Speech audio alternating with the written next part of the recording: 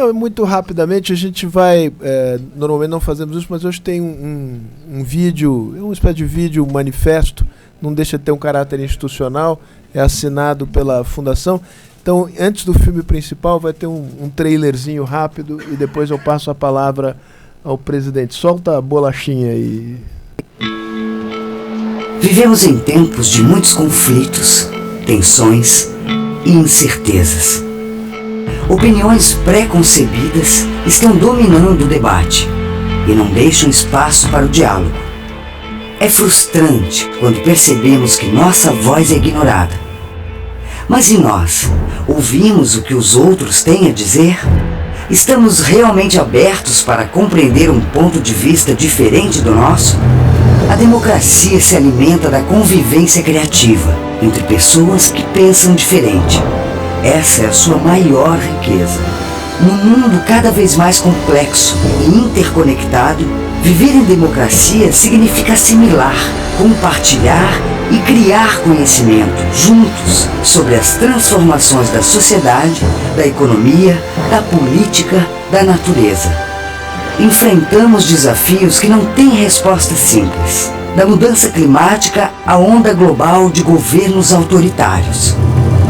Para avançar, precisamos criar espaços para um debate democrático verdadeiro, baseado no respeito pela divergência e aberto ao melhor conhecimento disponível. Vamos juntos, na diferença, construir um caminho comum. Não é fácil, mas é possível.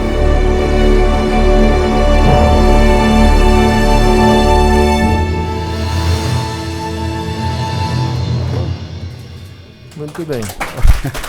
Bom, feita a propaganda do Sérgio, depois que vocês acabaram de ouvir, é uma satisfação para nós estarmos hoje aqui para discutirmos a agenda parlamentar. Eu de parlamento não entendo nada, então eu vim aqui para aprender. Vim aqui para aprender e tenho muita alegria de estar cercado por quem estou, pelo Rodrigo e pelo Marcos Mendes, porque sabem das coisas.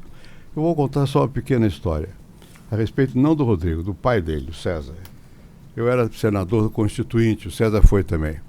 E uma vez nós fomos ao Chile, onde você nasceu. E chegamos lá para Punta Arenas. Chegamos lá, nós íamos para a Antártida, um voo para a Antártida, conhecer a Antártida, não sei o quê. E fomos convidados pela Marinha chilena para um coquetel, um jantar, não me lembro o quê. Eu e o César Maia. Chegamos lá, foi uma pauleira em cima de nós, sem tamanho, porque nós dois tínhamos vivido no Chile, né? E eles tinham recorde. Eu não fiz nada no Chile, eu trabalhei na CEPAL, dei aula, não fiz nada. Mas do ponto de vista era Pinochet o presidente. Então nós ficamos no Arapuca, de estar levando, fomos lá e tal. E foi difícil sair daquele imbróglio, mas conseguimos sair. Eu fiquei calado e o César conseguiu sair. Então eu acho que nós estamos aqui diante de pessoas que têm essa capacidade, que até hereditariamente. Nós estamos no imbróglio, vamos ter que sair dele. Vocês dois vão nos ajudar a ver qual é esse imbróglio e quais são os caminhos para nós sairmos dele. Eu não sei quem Rodrigo começa. O deputado começa. Então, vamos lá. Tem a palavra. Bem, bom dia a todos. Agradecer ao presidente Fernando Henrique e ao Sérgio pelo convite, pela oportunidade de estarmos aqui, mais uma vez junto com o Marcos Mendes. Preferi que o Marcos falasse antes, porque ele já corta todo o orçamento, viu, presidente? E a gente discute outras bases. E depois não aceitam. Mas, então, mais uma vez agradecer. Para mim é uma honra estar aqui com cada um de vocês, discutindo um pouco a agenda do parlamento, a importância que tem o parlamento na nossa democracia, a importância que tem o respeito às minorias. Ontem, presidente, eu estava numa reunião com os investidores jovens e como o governo coloca muito isso às vezes, que o grande empecilho do Brasil é o orçamento, é o regimento da Câmara. Aí eu falei, não lembro o nome do rapaz, falei, olha, deixa eu lhe dizer uma coisa, esse regimento aí protege o direito das minorias, né? E o problema da maioria é ter capacidade de formar a sua base e aprovar os seus projetos. Um atraso de 1 a 2 horas, ele é salutar, se isso dá o direito àqueles que são contra de expressar a sua opinião. Eu acho que essa é a grande questão do Brasil de hoje, né? As pessoas, como o vídeo colocou, as pessoas não querem ouvir a opinião dos outros, a crítica dos outros, né? E acho que esse é o papel mais importante que tem o parlamento nessa mudança de ciclo na política brasileira e também no mundo, né? Nós vivemos aí uma contestação das democracias liberais, né? A tecnologia, ela avançou em muitas áreas, ajuda muito de um lado, mas por outro lado ela passou a ser um campo de ataques infames à honra das pessoas, à imagem das pessoas, com notícias falsas. E esse também eu acho que é outro grande desafio dos parlamentos. Como regular isso, né? E como compreender de onde vem o financiamento para esses ataques. Nada disso custa pouco, né? Nada disso custa pouco. Um robô custa por mês pelo menos $12, né? Num país continental, só fazer a conta para ver quanto é que se precisa por mês para se manter uma estrutura que ataca as instituições, ataca as pessoas que discordam e criticam a posição daqueles que criticam o governo brasileiro. Então acho que nós vivemos um momento, né, por esse lado, um momento difícil. Eu achei que ano passado, presidente, ia ser um ano de aprendizado para todos. Um governo que começava diferente, com um formato de relação diferente, testando o parlamento, já que tinha dúvidas de como o parlamento reagiria a um governo de não coalizão. Eu acho que o parlamento reagiu muito bem, né? Muitas vezes colocou a pauta, comandou a pauta, que em alguns momentos foi abandonada pela própria equipe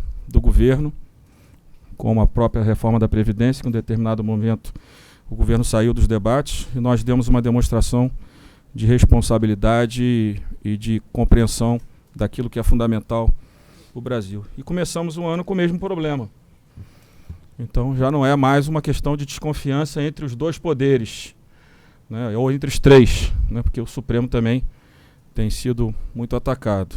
Talvez seja uma questão de método, né, e sem dúvida nenhuma nós precisamos compreender o que significa isso e de que forma que as instituições reagem, né. Somado a isso, vivemos uma crise econômica, está colocada, sem dúvida nenhuma. O resultado do PIB do ano passado prova isso, né? A economia esse ano já não ia crescer como estava projetada. O coronavírus ajuda a justificar o discurso, né? Mas todo mundo aqui já sabia que no final de janeiro, pelos resultados do final do ano e do início do ano, a situação para esse ano já não era tão simples. E aí com o coronavírus a coisa piorou. E agora eu acho que a agenda do parlamento, ela passa também a ter uma outra preocupação, né? Eu estava conversando com o presidente Davi agora mais cedo, né, e ele me disse que ia propor, e acho que ele está no caminho correto, já que não foi proposto pelo governo, uma reunião da equipe econômica com o Congresso Nacional, para que a gente possa compreender qual é o tamanho da crise, qual é o tamanho, né, do problema que o Brasil vive, quais são os impactos, claro que virão também da crise do coronavírus, e o que em conjunto, né, aqueles que têm uma cabeça racional no governo podem dialogar com Câmara, Senado e organizar a pauta num calendário, né, priorizando aquilo que de fato vai gerar impacto e uma sinalização importante para a sociedade e para os atores econômicos, né. Eu fico sempre muito preocupado, porque agora voltou um discurso levemente, que ano passado também existia, que agora o ministro Paulo Guedes diz: temos só 15 semanas. É claro, perderam o ano passado inteiro, né? Agora querem já mais uma vez transferir para o parlamento que só temos 15 semanas. Só que a tributária não chegou, a administrativa não chegou, a emergencial só chegou em novembro e perderam a oportunidade de usar a PEC do deputado Pedro Paulo, que é muito mais dura. Marcos Mendes sabe do que eu estou falando, né? Perdemos um ano na PEC emergencial. É óbvio que a emergencial com teto de gastos, com a Previdência feita, é a PEC mais importante, né, para organizar as contas públicas, né.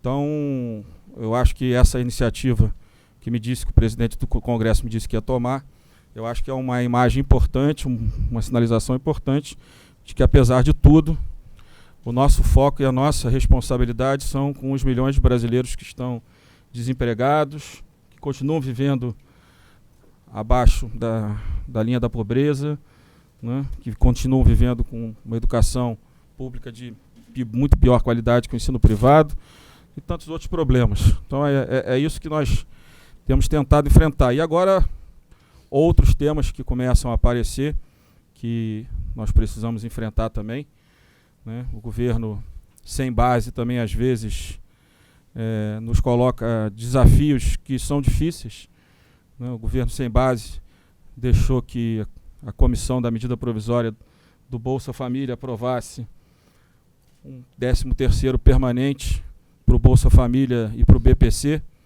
né? Com uma despesa que não há previsão e não há espaço, né? Não há cobertura para o incremento dessa despesa na ordem de 8 bilhões.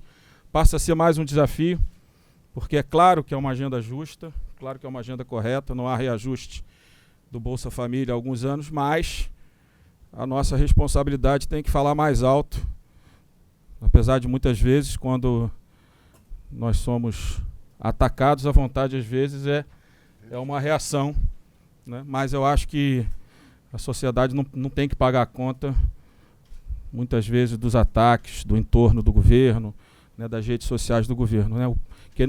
Quem só não pode pagar a conta é o brasileiro, principalmente o brasileiro trabalhador, o brasileiro que está desempregado, o brasileiro mais simples. Então são desafios que aparecem e que nós vamos tendo que administrar e falando, aproveitando a oportunidade aqui e falando, né? Porque, presidente, às vezes se inventa fontes de receita onde não existem, né?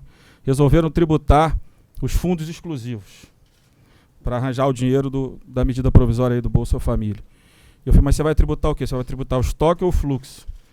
Porque o estoque, você vai estar descumprindo contratos, né? Não parece uma boa alternativa você rasgar regras que foram construídas onde as pessoas acreditaram no país e colocaram o seu dinheiro naquelas regras. Não, mas a gente faz no fluxo, mas o fluxo é zero. Como é que o fluxo é zero? Se você mudar a regra, não tem mais fundo exclusivo, não tem mais dinheiro para esse fundo. É muito óbvio isso. Não tem nem fluxo, né? Fluxo é zero. Então temos que encontrar algum caminho. A PEC emergencial é um caminho. Retomar o assunto do abono salarial que nós tínhamos resolvido na Câmara, infelizmente o Senado tirou. Também reorganizaria essa despesa de forma a alocar melhor os recursos.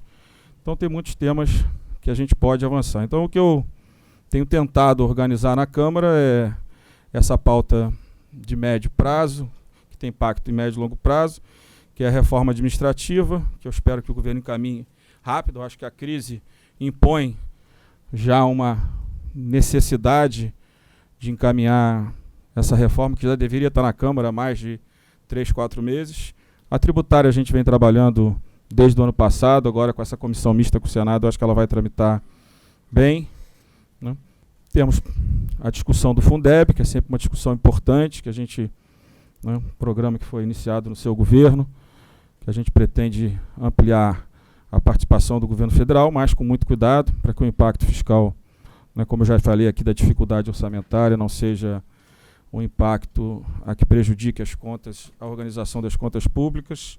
Tem muitos projetos, tem lei do gás pronta, nova lei de falências que está pronta para votar, uma modernização do Estado através do projeto de GovTech, que também está pronto para votar, tem o saneamento no Senado, tem uma nova lei de parceria público-privado, o Arnaldo está ali trabalhando para poder finalizar e ter um texto onde a gente construa segurança jurídica para que o setor privado invista no Brasil. A gente sabe qual é o drama das nossas contas, do nosso déficit comercial.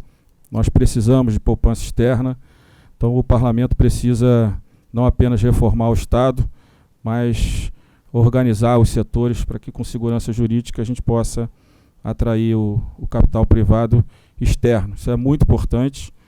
Isso é fundamental, talvez decisivo para uma economia que projeta um déficit na conta corrente de 4% do PIB, então é fundamental. Existem outras variáveis que vêm prejudicando o nosso país. Ontem mesmo recebi um grupo de investidores estrangeiros, faltaram 4 investidores europeus. E o coordenador do grupo disse, olha, infelizmente os fundos europeus foram proibidos de vir ao Brasil pelo tema da sustentabilidade. Então, não adianta a gente ficar discutindo quem está com a narrativa correta, se há excesso, se não há excesso, se há um desmonte ou não há um desmonte da política ambiental que foi construída há muitos anos no Brasil, mas há um mau humor claro dos investidores em relação ao Brasil por esse tema. E acho que nessa hora a gente precisa ser muito pragmático para que a gente não perca nem aquilo que foi construído ao longo dos últimos anos na área ambiental, mas ao mesmo tempo que a gente, e principalmente que a gente garanta, né, a retomada do diálogo com investidores, com fundos que hoje tem um fluxo muito grande, mas que nesse momento de crise não, e com essas narrativas não tem tido interesse de investir no Brasil. E nós precisamos, né? Nossa bolsa agora cai pela crise, mas cresceu muito. Eu sempre digo que, na minha opinião, com uma bolha, muitos brasileiros que viviam da renda fixa entrando na renda variável, isso nunca dá certo, né, presidente? A gente sabe que isso sempre gera problemas. Então, vou parar por aqui, me colocar à disposição para que a gente possa discutir a pauta da Câmara, a agenda da Câmara, né, a agenda da política, para que eu me coloque à disposição de cada um de vocês. Muito obrigado.